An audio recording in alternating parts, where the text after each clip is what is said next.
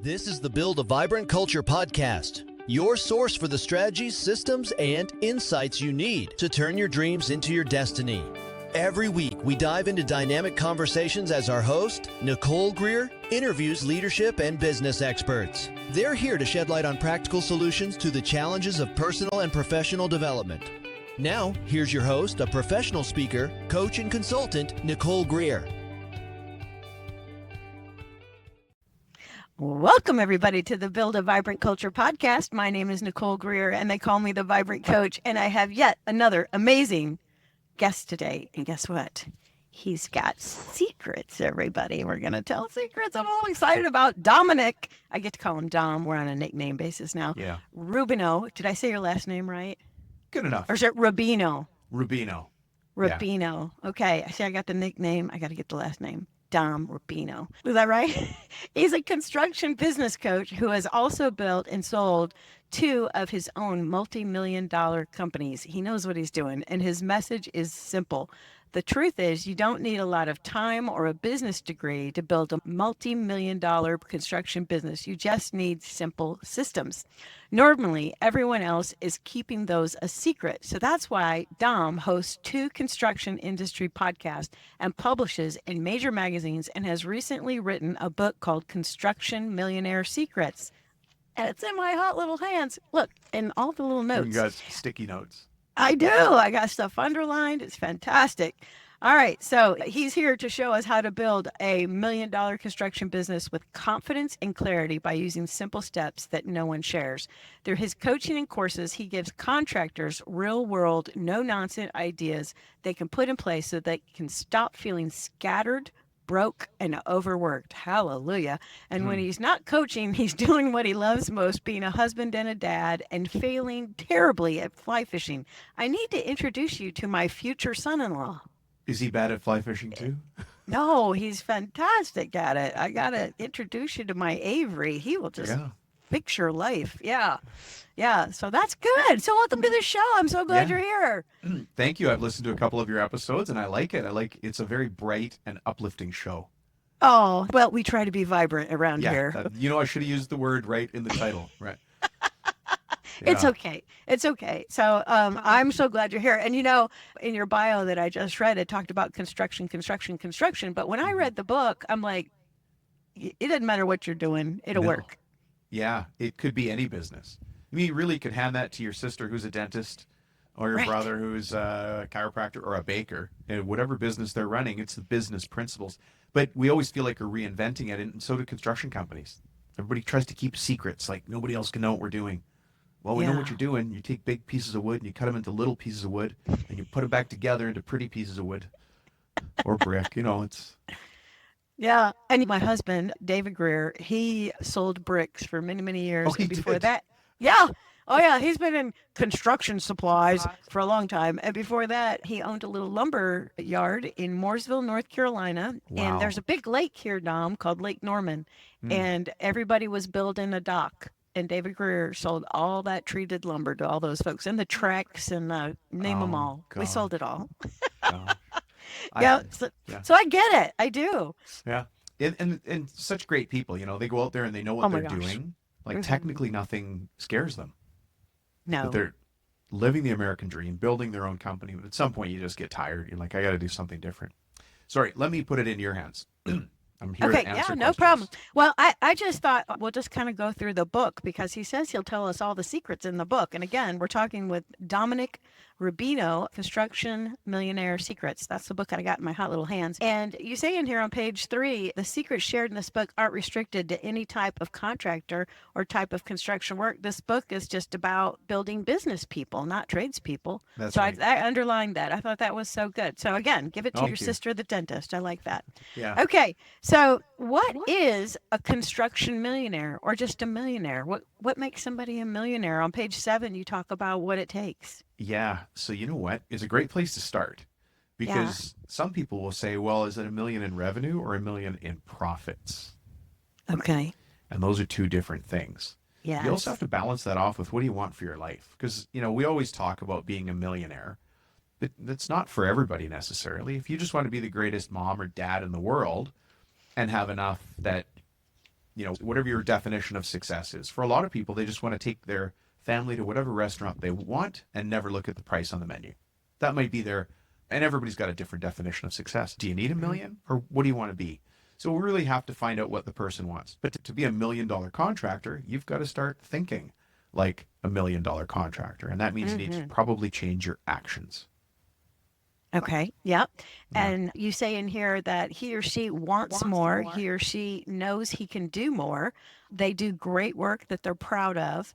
I love that one. And he and their partners have different ideas on what growth looks like, and they've gotten as big as they can, and they feel stuck. So a lot of times people get to the point where they're like super hardworking, but then it's just like they're running the hamster wheel, right? Yeah. Actually, you said it right there. Working hard has stopped working.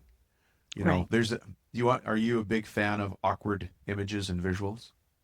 Well, let's try it. See what happens. Let's try one. Okay. So, every 4 years, you have to think of the Olympics, the Summer Olympics, right? And so it comes every 4 years.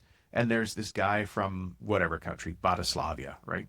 And he comes out and he shouldn't be wearing a singlet, but he is, right? He's wearing that very tight red, uniform, let's call it. There's too much information showing through. And he walks up to this weight bar, and it's got a ridiculous amount of weights on it, right? And he walks up to it, he kind of grunts, puts his hands on it, drops his butt down. And before you know it, he lifts that thing above his head. And you're like, that is circus weights. How the heck did he do that? But that is a business owner with their own sheer will and determination and grit and tenacity. They're standing there with this business they've built, and it's above their head. I don't know if people can see us on video, but yeah, they're can. like, okay, well, it's up here. What do I do now? Right? Because you can only hold it for so long. Working hard has stopped. You need a new system, right?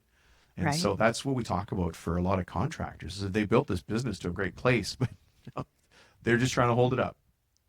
Yeah. And you say to them in the book that the first thing in your brain you need to switch to is you want to be a better business person who just happens to be a contractor, dentist, coach, whatever. Yeah.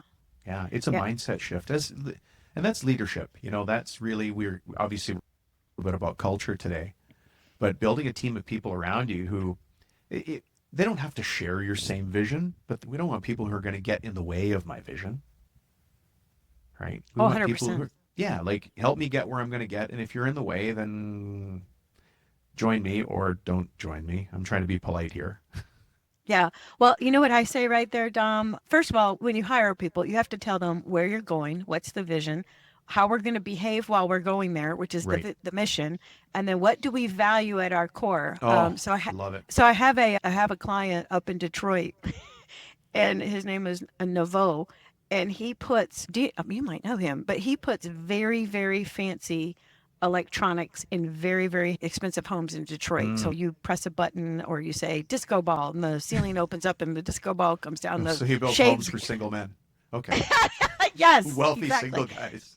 Right, yeah. Apparently, with boats in the backyard on Lake Michigan or something. I don't know. Yeah. But he's got core values, and one of them is get SH, asterisk, exclamation point, T, exclamation point, done. And I think that when you're asking people to come on with you, you got to tell them up front, that's my motto. That's how we roll. That's our value. Done. It's incredible that, this is the first time you and I have met. Never had a conversation like this before. And yet on that point, we both have triangulated. We're both at the same place. Here's something I learned from my ranching buddies years ago. Okay. And I know they say it with a cool drawl and an accent. I can't do it. But if you stand for nothing, you'll fall for anything. Okay. Right? Explain that. Tell the listeners what that means. So if I don't have values, then I can be pushed around by the world. If I don't stand for something. So in my world, contractors, right? So they're doing renovations or new home building, or they might be cabinet makers, or they might be landscapers. And usually the people that I talk to want to be the best at what they're doing in their local market, right?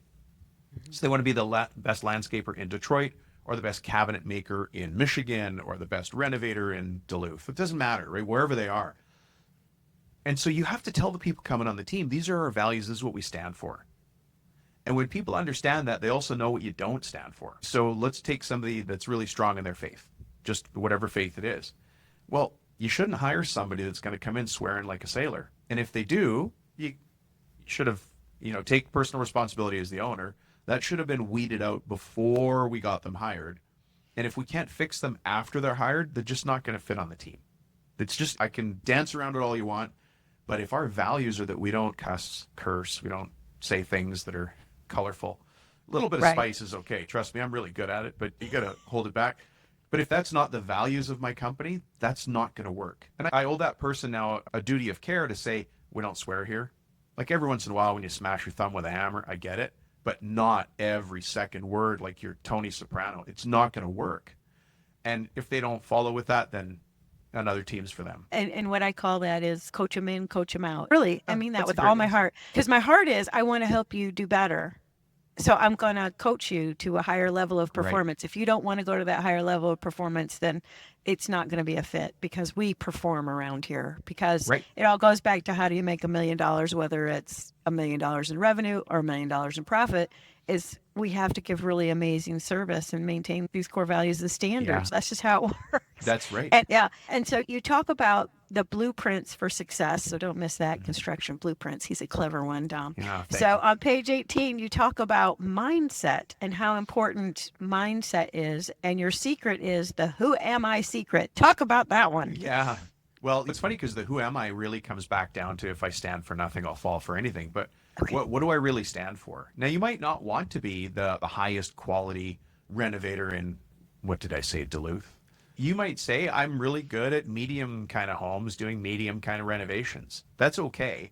But I have to understand who I am and who I hire and who I market to and the kinds of homes that I'm doing. Because if I'm not aligned with that, with the customer, they're not going to buy from me. I'm not going to be able to serve them, and it's all going to fall apart. So it's like everything. You have to start with who you are first. I think the challenge here goes back to kitchen tables when people grew up, right? And the reason I say that, and it shines so bright for me, is I didn't grow up at a business kitchen table.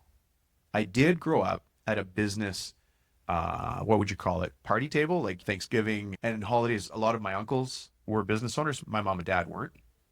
So I craved that conversation when I get to hear my uncles talk about this thing called a business. But if you didn't have that in your life, then you don't know, or you haven't gone to seek what it means to be a business owner. And so when you finally figure that out and you start to go down that path, you realize who you are. And you have to build your business around that. Yeah, I love it. And the thing I love about this book too, and don't miss, we're talking to Dominic Rubino, Construction Millionaire Secrets, and he's got like little exercises. And I love nothing more than a little time to reflect. And so on page 23, he says, so if you want to figure out what you stand for, list 3 things that have made you proud, list 3 things other people do that make you disappointed. Like identify what takes you up the feeling scale and what crashes you. I love that. And then based on these 2 lists, how would you describe yourself so that people know what kind of leader they're going to be following? And that's what builds a vibrant culture is I've got a great leader. He's got his head together, her head together, and they're taking us down a path where everybody's going to be successful. I think that's the foundation of a vibrant culture. That's right.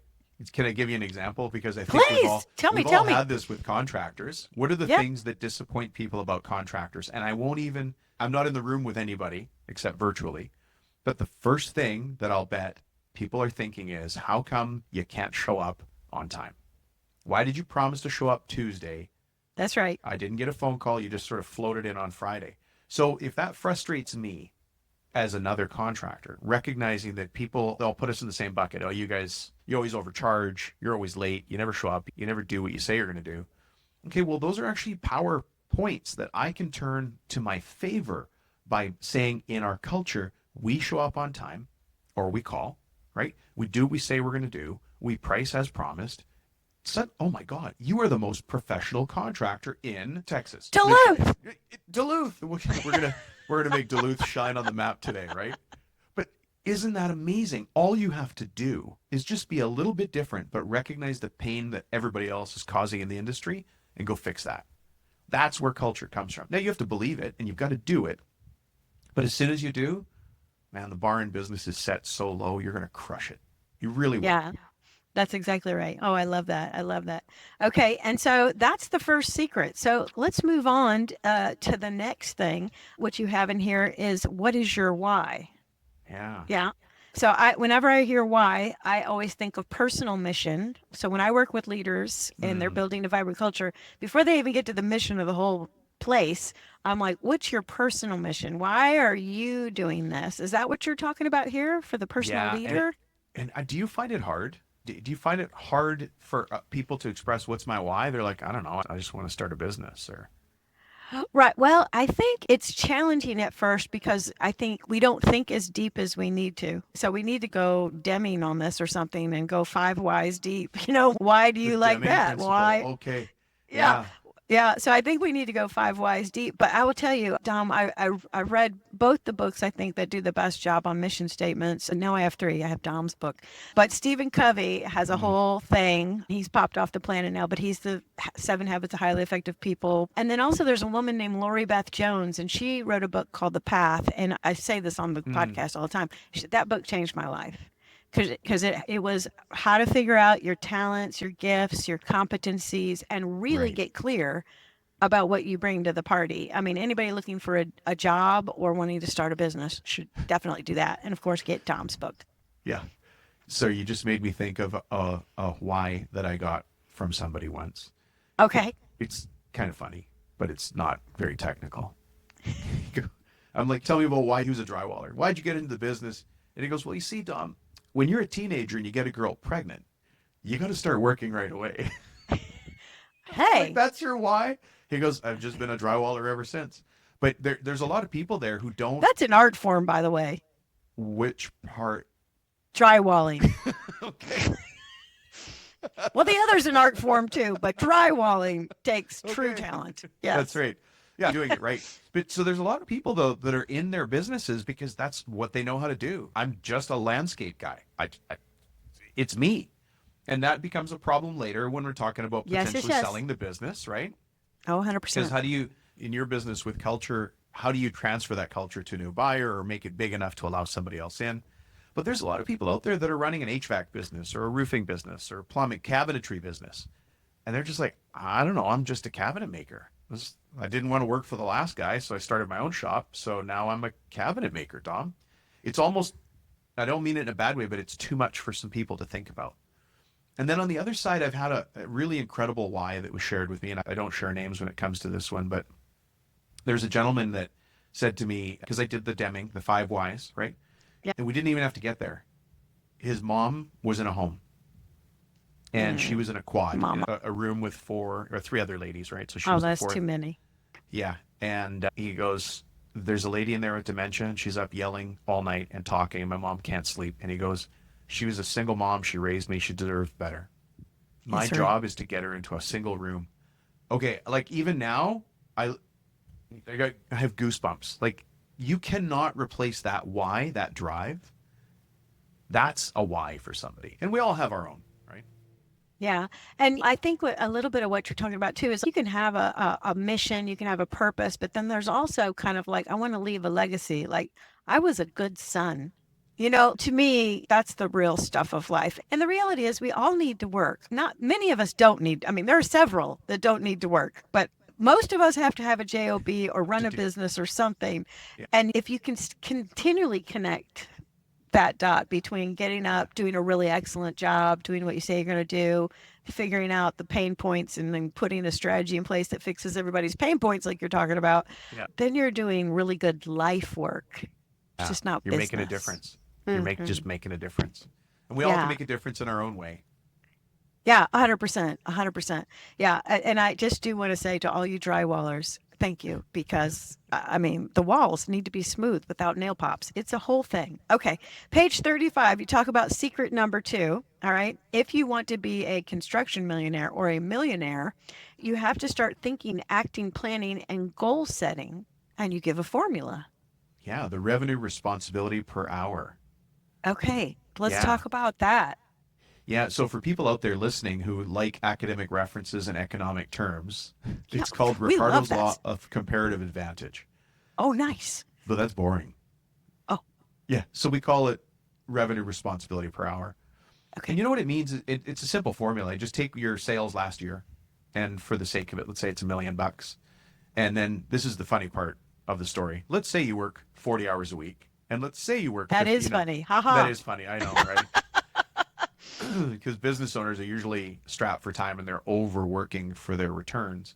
You know, Right. you do the calculation. Everybody's calculation will be different based on your own number, but it's $400 or $500 an hour.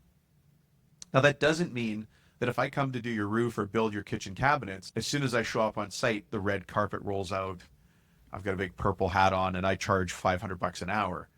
That's not what it means. But what it does mean is that as the owner, it's my responsibility to make sure that the company is breathing, is moving $500 an hour in and out. Now, that might mean I've got, 5 people working for me that make X dollars an hour, or 10 people doing this, or I'm doing better deals with my vendors, or taking care of my customers, or finding new great jobs. Whatever it is, I have to be operating at the highest level of my potential. This is why I need to hire an administrator or a bookkeeper. Just use a bookkeeper as an example. Like a good bookkeeper, I'll just say $30 an hour. That's wrong in 1,000 different places around us, but I can't do $30 an hour work if I'm responsible for $500 an hour work. So I have to find somebody to do that. And ultimately, the world will pay for everything a business owner needs as long as they build their business right so that it happens. Yeah, and I love that you're talking about money, because I think one of the biggest mistakes inside of a non-vibrant culture is Yeah. we're not talking about money and profit and loss statements and analyzing with different formulas what's going on and teaching the people that work for us. I'm a huge believer, Dom. What do you think about open book management? Like, I Yeah. don't have to reveal what every dollar everybody's making, but I need to say, look, this is how much we renovated, and then here's the Right. cost, and we screwed up at Mrs. Smith's house, so that dug into our profit. People need to see how that works, Yeah. because, like you said, they didn't grow up around the business dinner table. No, we have this conversation quite often where people say, I don't really want to share my numbers with my guys. And I'm just going to say guys, right?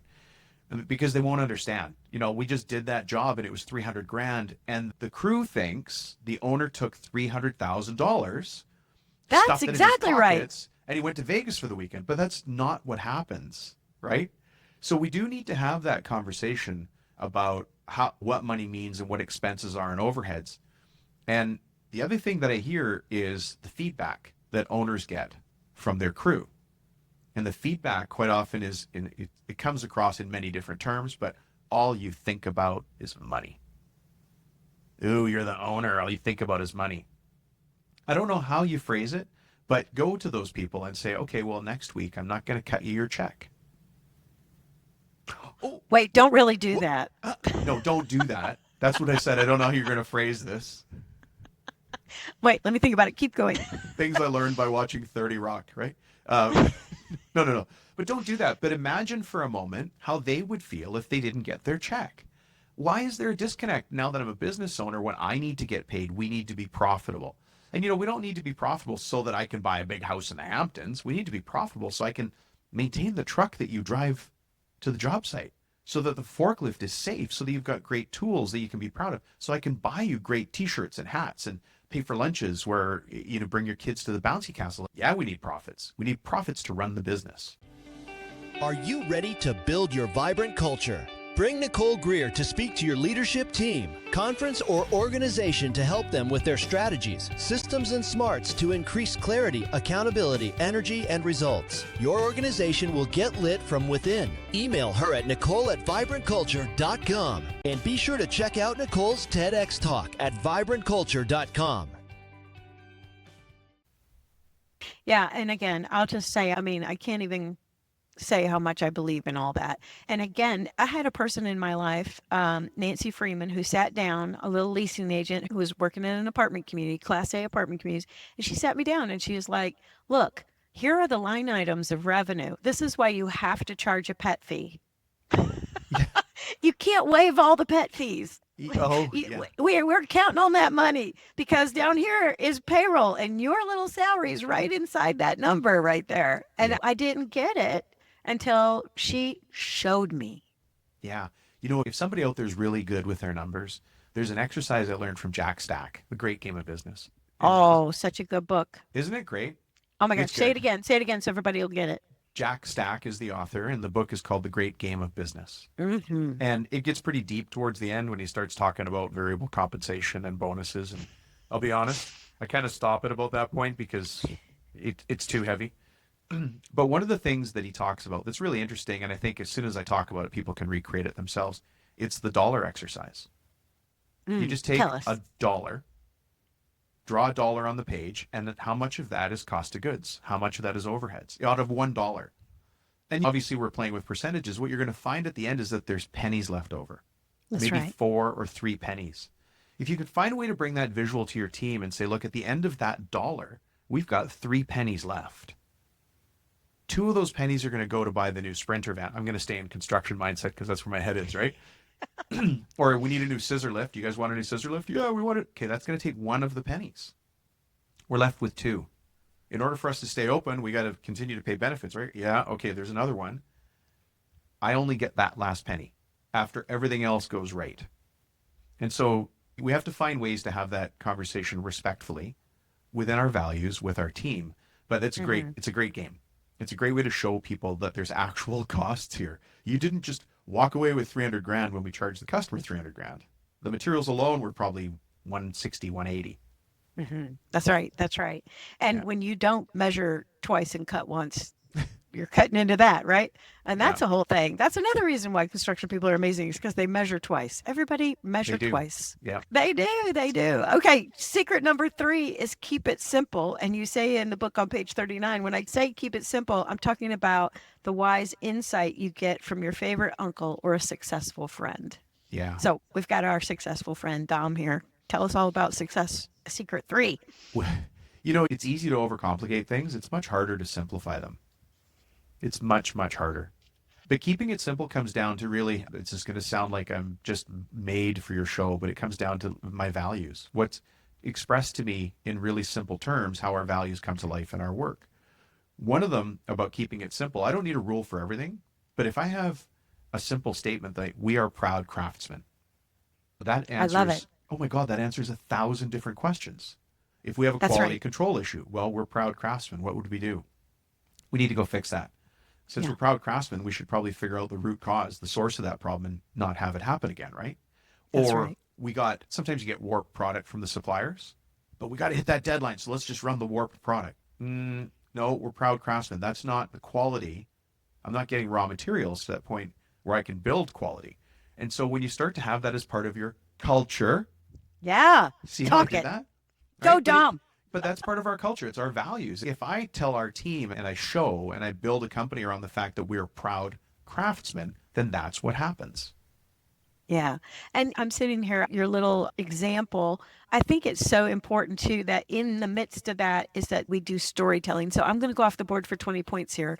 So I think that people who run the business, if they're going to say we're proud craftsmen, then the leader has to say, let me tell you a story where I made the choice to be a proud craftsman and I made profit. I won a customer. They built 3 more houses with me over the term of, 20 years or whatever. So what's your take on storytelling? Well, I love it. I don't think I'm very good at it. And I know a lot of people struggle with it. So I wish it was better. But I will say, if I can sniff where you're going with this, when we're trying to build culture and our values, let's say that one of our values is that we are proud craftsmen. The story can't always be about me. I have to start telling stories about Nicole, who works for us. Like, do you guys remember the time that Nicole was running the finishing booth? And she's an incredible finisher, and she caught a mistake that none of us saw. And it turned out that that mistake, if we had let it go forward, would have done da-da-da-da. But Nicole did such a great job on this, this, and that. And so now we just tell a great story about Nicole. Nicole feels great, blah, blah, blah. But in the back of everybody's mind, they're like, oh, we got to do more of what Nicole did, right? That's right. Or Nick, or Nancy, or Ned, whoever it is. But we tell the stories internally. I like this team, names. The N team. The N team. But you've got to, whenever possible, put the stories. This has worked for me, and you do a lot of this stuff. So I'm going to flip the question to you next. Okay. But wherever possible, tell the stories about the team succeeding that supports the values. Do a shout out to them.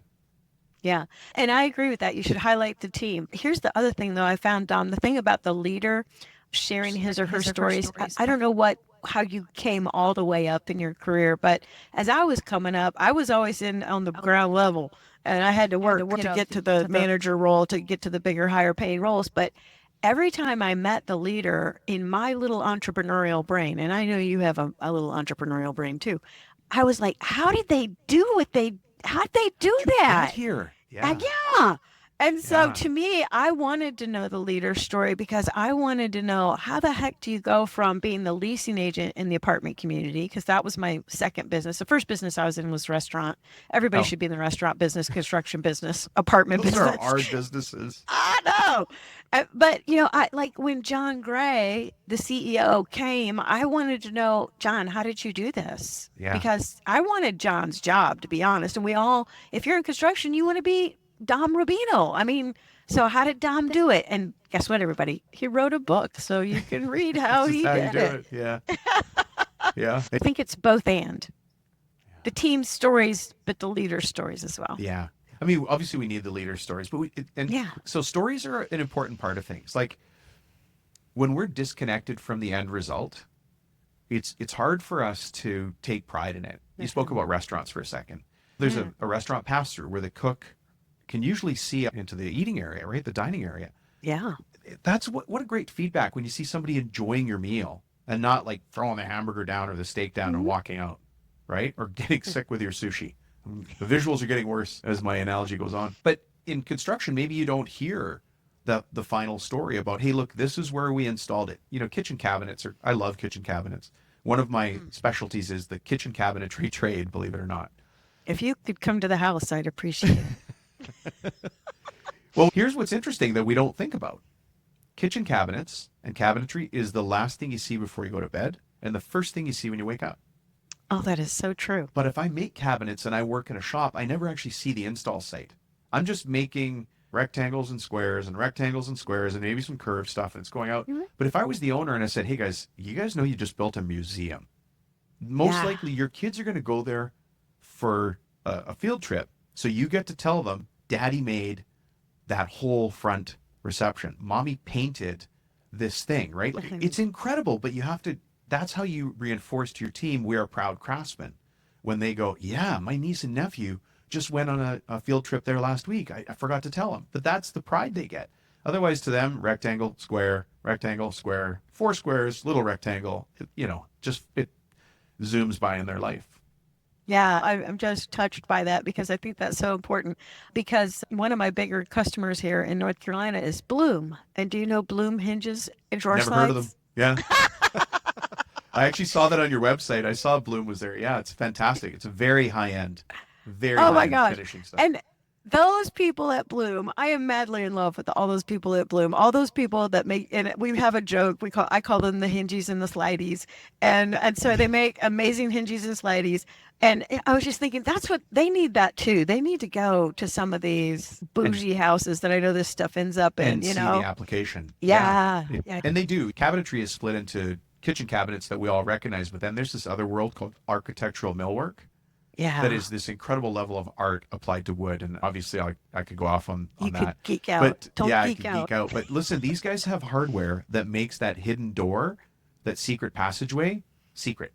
That's the hardware that Bloom makes. It's incredible. Not just the lazy Susan and the garbage pullout and the, Oh, no. They do some crazy stuff.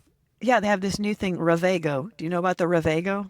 That it's a whole wall system. It's out of control. Yeah. And when you go into Bloom in their lobby, they have this image of this couch where you press a button and up comes your Cabernet Sauvignon and your glasses. And I'm just like, I got to get one of those. You got to visit on Fridays.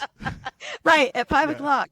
Exactly. All right, we are off track. Back to secret number 4. Okay, this one I love because I do a lot of strategic planning with organizations, and most people don't know how to do it, and they don't know how to maintain it. So the secret number 4, make a strategic plan, stick to it, and follow it. I love this. Yeah. For me, it was a turnaround. You mentioned that book that really changed your life. One of the books that really changed my business life was The E-Myth Revisited by Michael Gerber. Get it, people. Such a good book. Crazy good. The E-Myth Revisited by Michael Gerber. And then the other book that's really changed my business life, actually, you can see them behind me here. This one I love your bookshelf. I have all those. Oh, do you? I do. Yeah, they're all. Except maybe the one on the far left, 100 million. Is that yours? No, Okay. oh, geez, I wish. $100 million offers. That's from Alex Hermosi. Don't know Actually, that one. he owns a company called acquisition.com. I was Mm. just there talking about the acquisition and disposition of businesses because I'm a party. Um, 'cause I'm a fun guy. But Yeah, Traction, me too.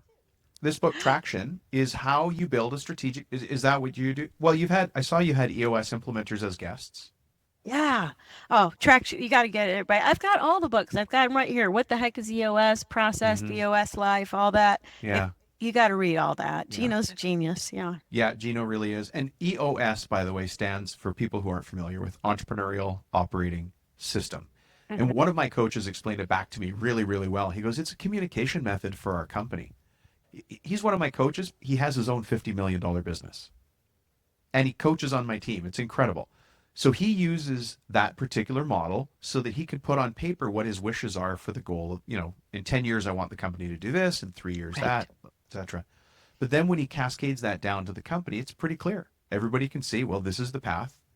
Here's how we follow the path. Getting everything out of my head and onto paper was really a game changer for me to build businesses. Yeah. And guess what, everybody? If you're the leader and you write it down, nobody has to guess what you're thinking Nobody anymore. has to guess. Yeah. And people aren't good guessers. Have you ever been to the Yeah. fair? Nobody ever wins. Yeah. No. Well, they might try their best, but they can't guess what's in my head. And that's always the hard part is there's so much rolling around in my head. There's so many what ifs and ands and if thens. But you're right. Once I put it down in that system, it's a lot easier to stick to it.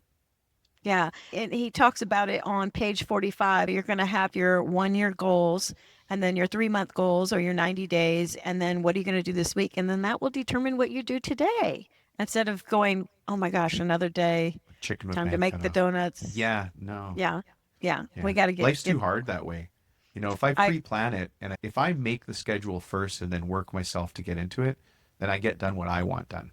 I don't get pushed around by the world. Yeah, I agree. And I bet you're just nerdy enough to like Jim Rohn too. Oh my God, don't wish life was easier, wish you were better. Jim Rohn Jim I'm Rohn. so sad he's gone. Me too. Yeah. I would have loved to have met him. Yeah. Are you familiar with Brian Tracy? Oh my gosh. Yeah, I see your Eat That Frog back there, everybody. You got to Yeah. get that. That's your time management book right there. It's a time management book. So my last company, I was partners with Brian. Okay. And Is I he built that. awesome? He's the same off stage as he is on stage, except off stage, he has no problem ripping me a new one. He's like, work harder, dog. He's a Be lot smarter. more polite on stage, but no, he was incredible to work with. I was with him for 13 years. And what I did is he had started a business coaching franchise company. Mhm. And I had a background in both franchising and business coaching. So I bought that from him and I built it from 6 underperforming units to 237 before I sold it. Oh, congrats. Yeah. But he was just such a great mentor, such a great mentor. But when you talk about Jim Rohn and you talk about Zig Ziglar and you talk about Yeah. Brian Tracy, and by the way, when you talk about Gino Wickman from Traction, here's what people don't know. His dad Oh, was yeah. a real estate guru, Floyd Wickman. And I don't know if anybody out there was in real estate at the time, but I took years ago Floyd Wickman's course called The Sweat Hogs. Oh my gosh, that's Yeah. fantastic. Yeah, so that's twice now I've been with the Wickman family IP using it to grow my business. It's pretty cool. Yeah. And so, oh my gosh, that just hit my heart. Because here's the thing, growing your business, just think Gino would not be Gino without daddy, without Floyd. You know what I mean? And maybe Brian Tracy isn't your daddy, but you need somebody off stage to straighten you out. You know what I mean? Like dad would straighten you out. You know what I mean? Dad, Yeah. daddy straighten you out, mama will straighten you out. So if you build your business, you want to build something, you want to get a hold of Dom's book. And let me tell you it again, Construction Millionaire Secrets by Dominic Rubino. You want to get your act together because you want to give a legacy again. It's bigger than the numbers. You want to give a legacy to your kids, Yeah. a real business that's running right. Yeah. Can I give you an analogy for that? I love that. I would love that. Go ahead. So my daughter just started driving. My son's about to start driving. Okay. I don't It's know. okay. It's going to be wonderful. It's I'm gonna be telling you, it'll okay. change your life. Well, I'll tell you what it changes the quality of vehicle they're going to be driving. And so the analogy of a business, passing a business on to my kids. My daughter's the eldest, so let's say I want to pass my business on to her first, right? Do I want to give her a broken down heap of a car? No, Well, a Volvo. why? Yeah, you want the most solid, stable car. I want the whole thing to be one big airbag. And I want it to be made of the black box on an airplane because it's the only thing that ever survives. Like, this is my daughter. She's driving a tank, right? So good. why wouldn't I give her a business that was running properly, predictably, with good systems so that I know she can provide the life for her eventual family that would make sense?